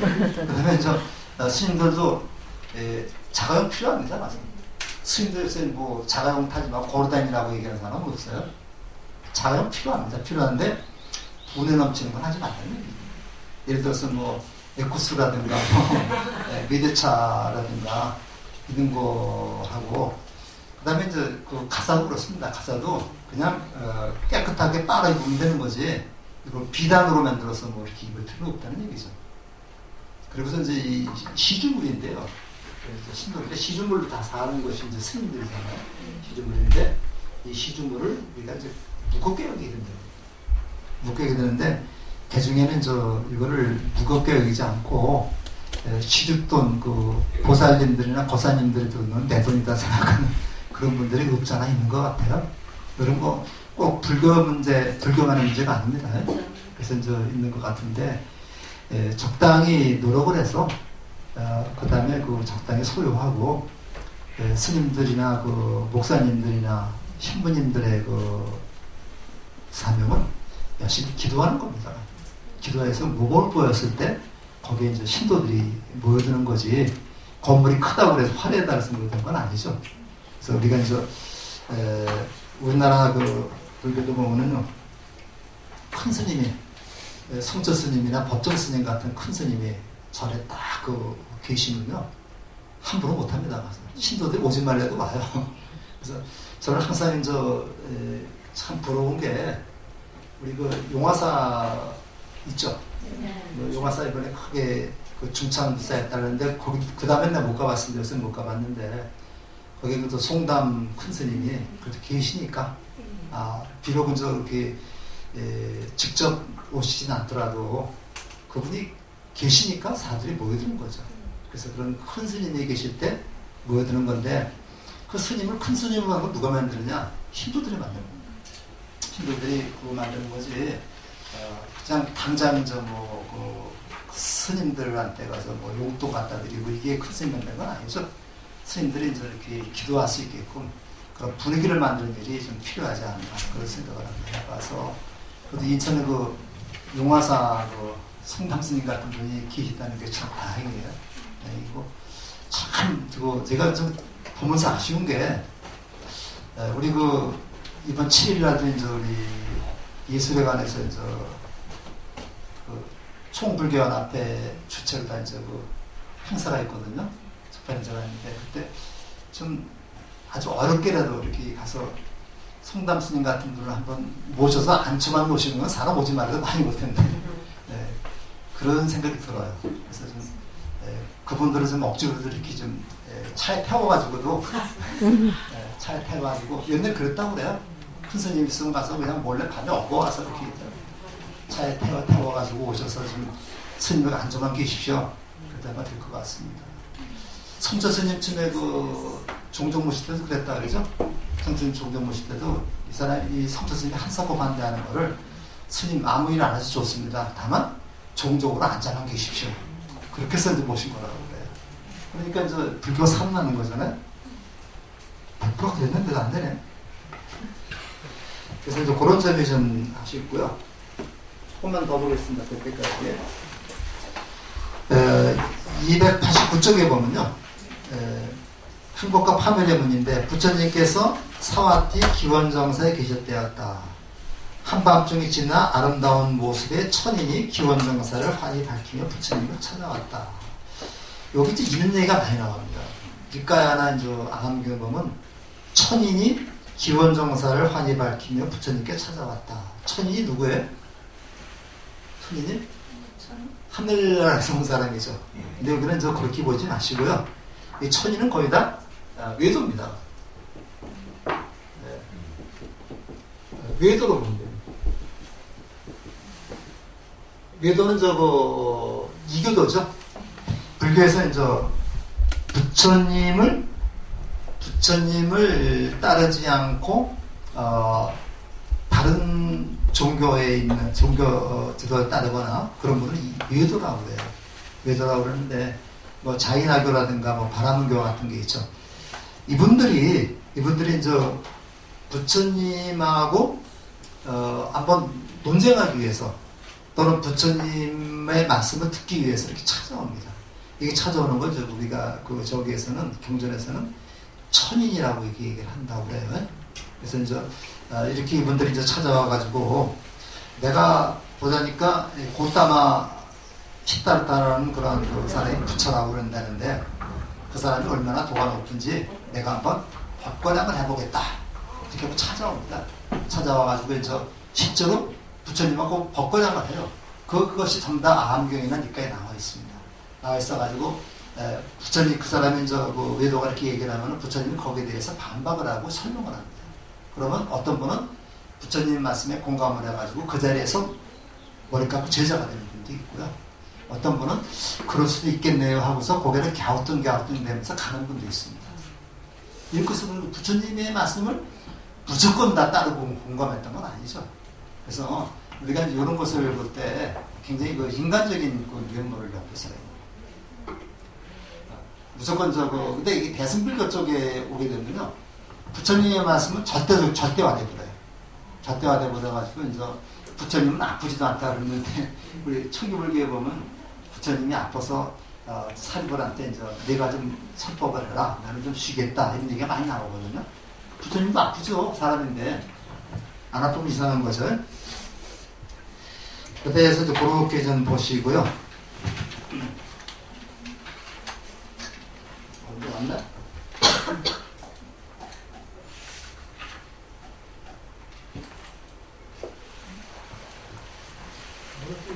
많이 쓰긴 해요. 시오 때라 이런 것 같아요.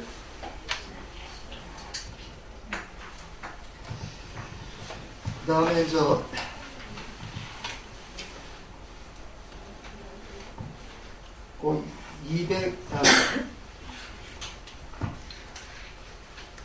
291쪽에 이제 그 죽은 나무가 겨자씨 이제 요거부터 하겠습니다.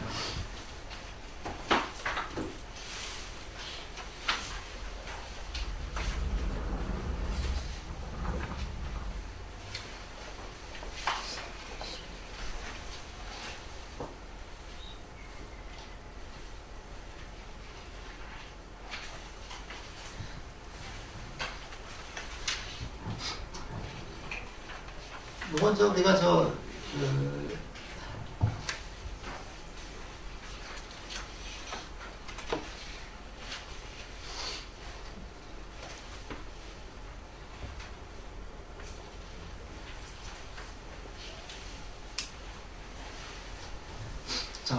여기부터 하겠습니다. 한번 이런 경우도 있었어요. 부처님 명성어들은 11자의 바라문왕 아끼다다가 부처님을 초청을 했는데, 부처님은 제자들하고 500배가 함께 갔는데, 이 양반이 많이 바뀌었는지, 또는 부처님을 골탕 먹이기 위해서 그랬는지 모르지만은, 공양을 올리지 않은 거예요. 그러니까 당신이 저렇게 초청을 했으면은, 음식을 마련해서 그 부처님한테 공양을 하게 되거든요. 그러니까 마하모카다나가 신통제일이라고 했죠. 그러니까 마하모카다나가 신통력으로 음식을 마련하고 그랬다고 했습니다. 그런데 부처님 허락하지 않았어요. 신통력으로 하지 쓰지 말라는 얘기죠. 이것은 우리가 어떤 거하고 비교가 될 수 있냐면요. 성경에 보면 예수님이 제자들하고 이렇게 배 타고 나갔는데, 고기가 몇 마리 없었습니다. 그러니까 저희가 베드로가 걱정을 하니까, 걱정하지 말라 하고서 신통력으로 물고기를 많이 가져왔죠. 그래서 다 먹고서도 남았다는 그런 얘기가 있습니다. 그렇게 신통력으로 의지해서 이렇게 하신 거하고, 그 다음에 물론 다르겠지만은, 부처님은 신통력을 쓰지 않고, 그걸 다 함께 극복을 해나갔던 겁니다. 그때 와라나시 목지사 매월 사람들이 밀살의 반을 덜어 비브에게 주었다. 그래서 쭉정이가 수북한 겉벌이를 갈고 만드는 것을 밥을 부탁해서 부처님께서도 그 밥을 맛있게 잡수셨다. 그래서 절대로 신통력 쓰지 않았다는 거. 그리고 이거 굉장히 우리 요즘에 우리 스님이나 신도들이 알아야 됩니다. 가서. 그러니까 스님들 들어가서 한테 가서 사주 보거나 나는 지금적인 초만 되면 무슨 나가는 삼재 들어오는 삼재 그거 거기 엉매지 마세요. 사람이 살면서 항상 조심을 해야 되겠죠.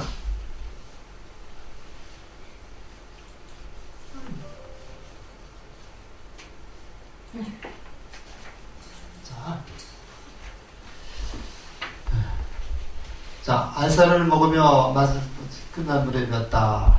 7일 남았는데 이렇게 붙잡으려고 하니까 아끼다따 왕이 이제 후회를 한 겁니다. 그래서 양식을 다 가져왔어요. 하니까 부처님께서는 7일분만 허락하셨다. 근데 우리가 지금 주의해 볼 것은요, 나 같으면 야, 니가 가지고 더러워서 안 먹는다고 그냥 뻗쳐버렸을 텐데, 그래도 부처님은 7일분을 바치셨습니다. 받았다는 거고, 그 다음에 뿌리니까 곡식을 입으로 사용한다 그래서 이렇게 아끼다따 왕을 축원해 줬다 하는 거. 이런 데서 부처님의 인품을 엿볼 수가 있는 거고요.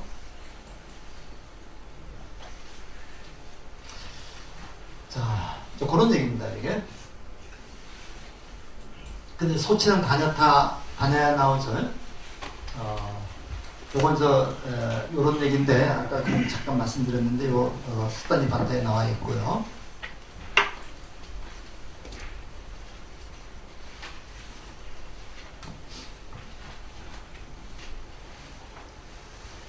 쭉 이제 해서 하나 읽어보시면 됩니다, 이거는.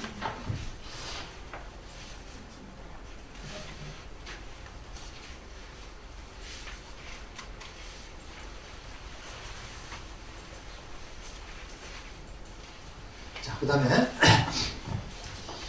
부처님이 기원정사에 계실 때 아름다운 천이 찾아왔다. 외도라고 얘기해 여기서부터입니다. 세존이시여 무엇이 세상을 살아가는 사람들에게 최상의 행복입니까? 이렇게 이제 물었습니다. 외도가 물었을 때 부처님이 이렇게 대답을 했습니다. 같이 읽어보겠습니다.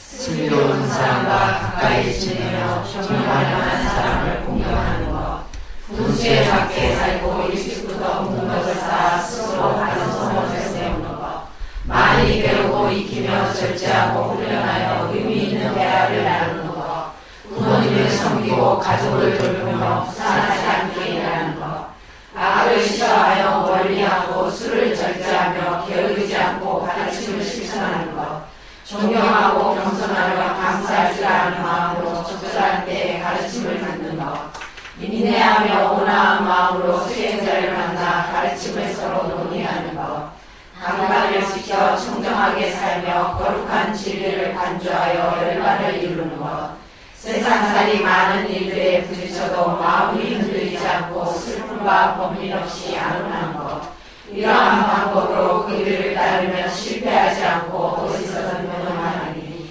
이것이야말로 세상의 행복입니다. 굉장히 구체적으로 말씀하셨죠? 그냥 가서 대충 말씀하신 게 아니라 경전에 여러 가지 이제 경전에 나오는 거를 요약해서 이제 이렇게 한 겁니다. 주로 여기서 경전이라는 건 이제 초기 이제 암경이나 니까야를 그랬죠. 그래서 이렇게 이제 부처님은 굉장히 구체적으로 슬기로운 사람과 가까이 지내라. 친구입니다. 벗을 다 지내라. 분수에 맞게 살아라. 이거 안분지적이라고 합니다. 분수에 맞게 살아라. 그러니까 욕심 부리지 말라는 얘기죠. 그 다음에 저 공덕을 쌓아라. 많이 배워라. 많이 공부해라 그랬습니다. 그러니까 이제 우리가 그 간혹 이제 우리 그 선불교 쪽에서 책을 읽지 말아라. 이건 잘못된 겁니다. 공부를 해야 됩니다. 부처님의 말씀을 공부하고 이거를 실천해서 사람들을 행복하게 하는 거. 이게 불교 이상입니다. 근데 부처님의 말씀을 공부하지 않고 눈만 감고 앉았다 그래서 부처가 될 건 아니죠. 그러니까 지금 잘못 생각을 해가지고 경전에 끄달리지 말라는 얘기는 우리 큰 스님 같은 분들 그런 분들이 하시는 말씀이죠. 진짜 우리 이제 학정 스님 같은 분이 하시는 말씀이지 우리 같은 사람이 경전 읽지 말라 이게 잘못된 거죠. 경전을 열심히 읽고 그걸 잠깐만 씹어야 됩니다. 근데 우리가 이제 그 책을 그 밥을 먹었저기도 밥을 먹고 계속 10번에 100번에 몇 번 씹어야지 그 밥의 단맛을 알 수 있죠. 경전도 마찬가지입니다. 그래서 그냥 소설책 읽듯이 넘어가면 그 경전에 든 게 맛을 알 수가 없어요. 그리고 우리가 이제 어떻게 해야 됩니까? 정독을 해야 되죠. 부처님이 이런 말씀을 하셨는데 부처님이 어떤 상황에서 이런 말씀을 하셨을까?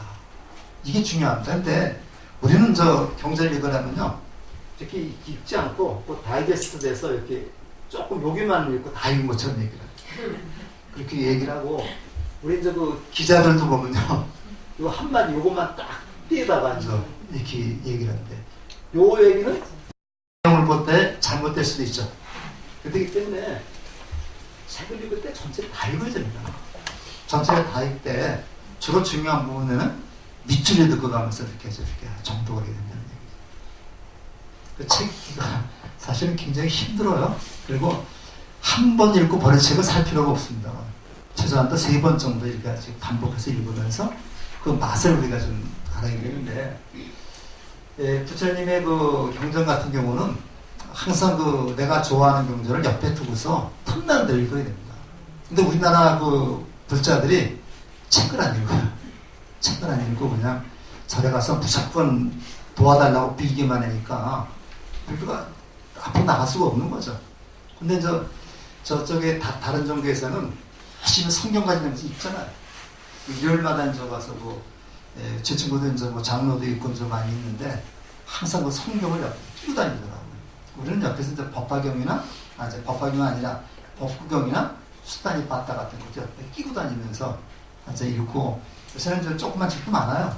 요건 저 주머니에 백에 넣다가 어디 가서 이제 비행기 타서도 읽고 이제 그러면 좋겠습니다. 그 다음에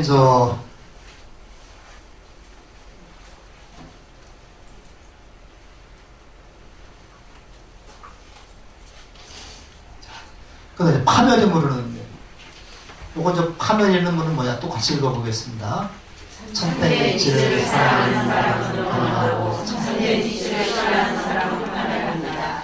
착하지 않은 사람들을 사랑하고 나쁜 짓을 즐기는 것, 여럿이 어울리는 것을 좋아하고 나타나면 목자를 화를 내는 것, 자기는 풍족하게 살면서 늙고 쇠약한 부모를 돌보지 않는 것, 바람과 수행자 혹은 거짓하는 이들을 거짓말로 속이는 것, 엄청난 재물과 항구와 먹을 것을 가진 사람이 맛있는 음식을 혼자서 먹는 것, 혈통을 자부하고 재산을 자랑하고 가문을 뽐내면서 자기의 신지를 멸시하는 것, 여자에게 비치고 술에 중독되고 도박에 빠져 버는 족족 없애버리는 것, 자기 아내로 만족하지 않고 매춘과 놀아나며 남의 아내와 어울리는 것, 청춘을 넘긴 남자와 젊은 여인을 유혹하고 질투로 반짝을 설치는 것, 술에 취하고 재물을 낭비하는 여자나 남자에게 실권을 맡기는 것, 권세는 적으면서 욕심이 지나쳐 왕위를 얻고자 하는 것,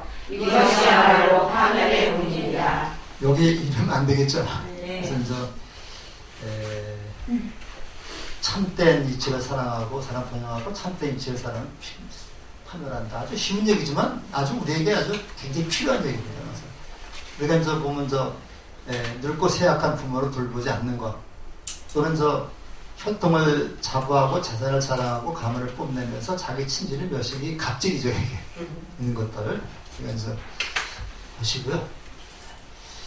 그 다음에 이게 아주 또 굉장히 많이 인용하는 겁니다. 이게 그 가기사 곧담이라고 하는 여자인데요. 기사 곧담이라는 여자가 자기 아들이 죽었어요. 아들이 죽으니까 이 아들을 갖다가 사람 미친 겁니다.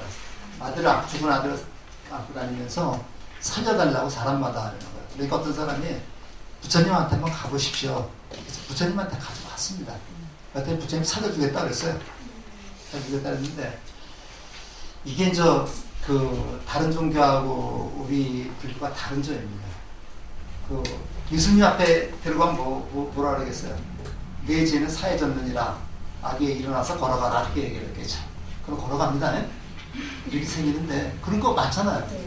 근데 부처님은 내 말대로 하면 살려주겠다. 그럼 뭐라고 얘기했냐면요. 사람이 한 번도 죽어나간 적이 없는 집을 찾아서 그 집에서 겨자씨 한 줌을 얻어오십시오. 그러면 당신만을 해드리겠습니다. 숙제를 준 겁니다. 그래서 그 기사꽃다미가 미쳐서 돌아다니는 거예요. 그래서 겨자씨 넣는 거 쉬워요.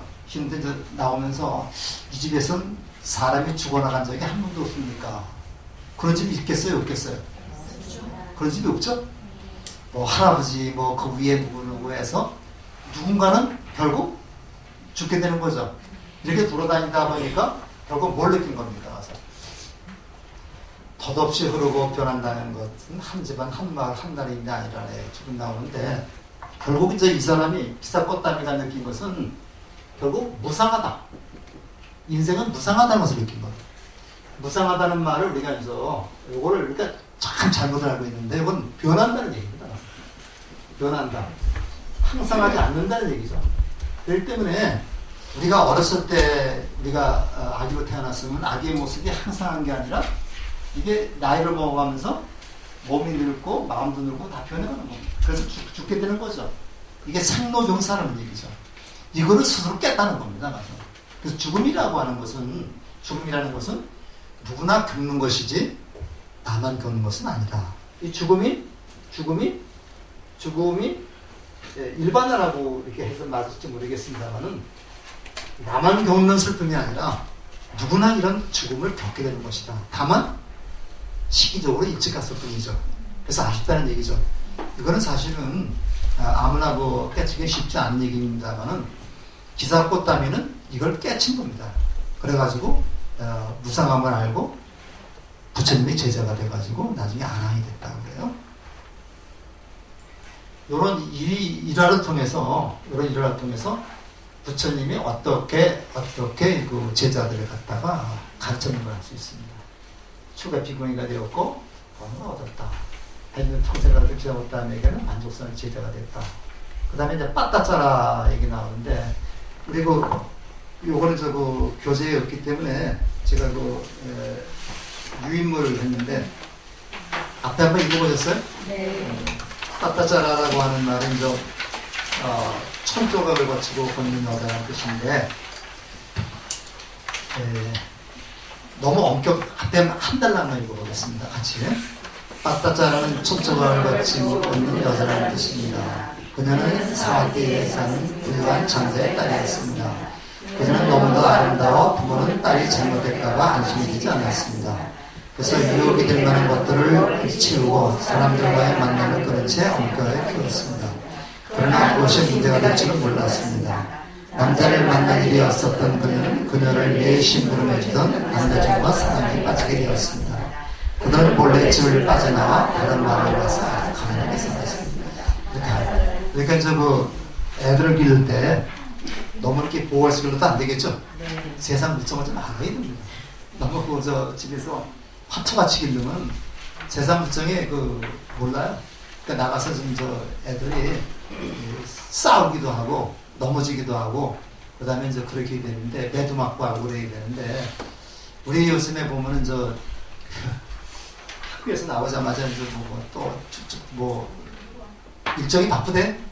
일정이 바쁘죠. 그래서 가급적 애들이 막 뛰어놀 수 있는 그런 환경을 만들어줘야 되는데 종합은 눈이 맞았어요.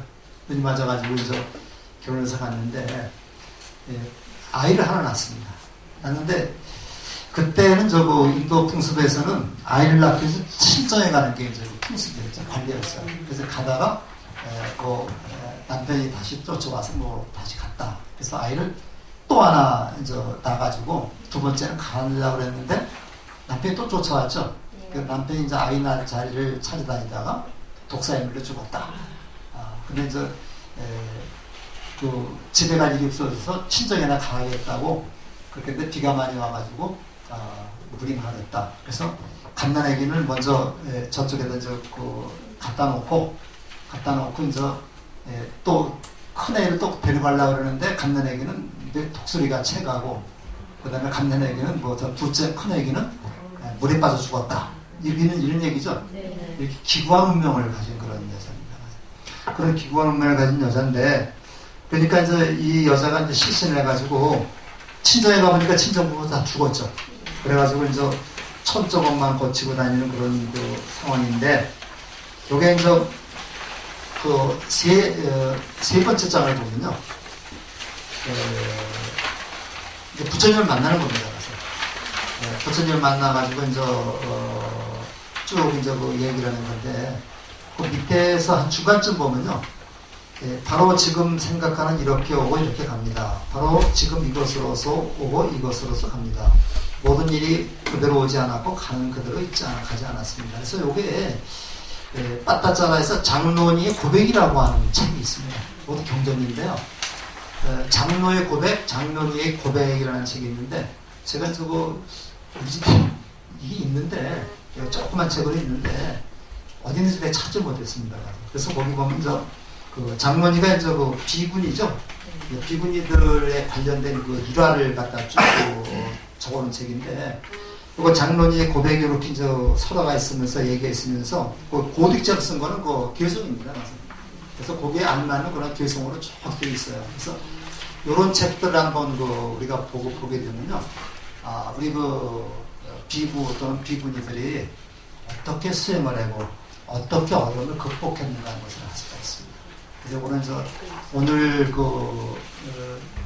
있었던 일화 중에서 특히 끼사고땀의 일화나 그 다음에 짱아빠인가요?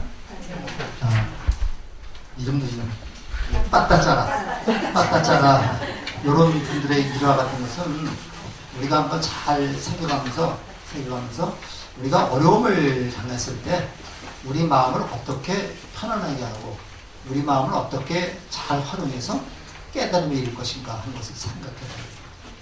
내가 마음이 슬프거나 기쁘다고 하는 것은 내 마음이 움직임이 따라가죠. 내가 꽃이 핀 꽃이 이쁘다고 하는데 꽃은 아무 감정이 없습니다. 보는 내가 그거를 슬프게도 볼 수 있고 이쁘게도 볼 수 있고 기쁘게도 볼 수 있죠. 내가 이렇게 암만 옷을 잘 차려입고 와도 다른 사람은 관심이 없어요. 관심이 없습니다.